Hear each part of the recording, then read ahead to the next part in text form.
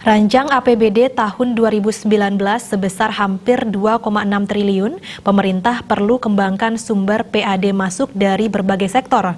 Hal tidak kalah penting dilakukan yakni menekan angka kebocoran pajak serta penertiban usaha yang banyak belum memiliki izin usaha.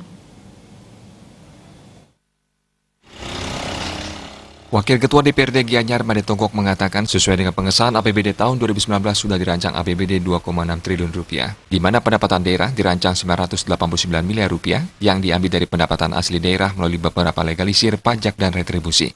Selama ini retribusi di Kabupaten Gianyar cukup banyak kebocoran berkaitan dengan ada beberapa usaha yang belum memiliki izin.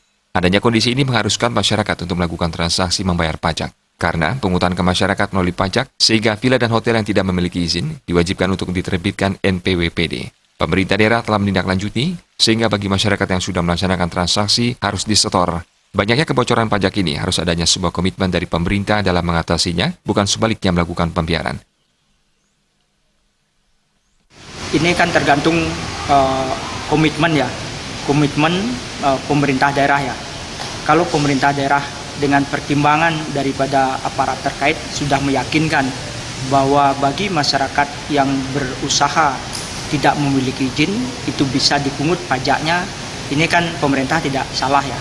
Ini kan memerlukan koordinasi memang sebelumnya ya. Karena belum ada keberanian dari pemerintah daerah untuk memungut, takut salah begitu ya. Makanya sering persoalan-persoalan seperti ini lambat diantisipasi ya. Nah sekarang sudah ada komitmen seperti itu dimanapun di seluruh Indonesia. Sepanjang ada transaksi, bagi masyarakat yang berbelanja sudah dipungut pajaknya, tentu harus dibayarkan kepada pemerintah daerah. Bupati Gianyar Made Mayasra mengatakan jumlah pasti usaha yang belum memiliki izin usaha maupun belum membayar pajak belum ada. Saat ini masih didata dan terus bertambah. Pemerintah saat ini bekerja sama dengan Disadat dalam mendata usaha yang belum memiliki izin usaha. Kita memberikan maklumat pembayar pajak, kita tempel memang sudah bayar pajak, dan yang belum, namun data pastinya berkembang. Karena setiap hari usaha itu berkembang, yang buka baru, atau bagaimana itu berkembang terus, sehingga niki harus diupdate. Nanti itu deklarasinya per desa.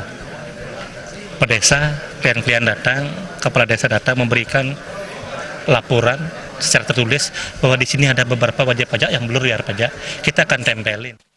Pajak merupakan salah satu sumber PAD yang paling besar, sehingga perlu diperhatikan dan ditertibkan bagi wajib pajak yang belum tertib bayar pajak. Terima Jambari TV.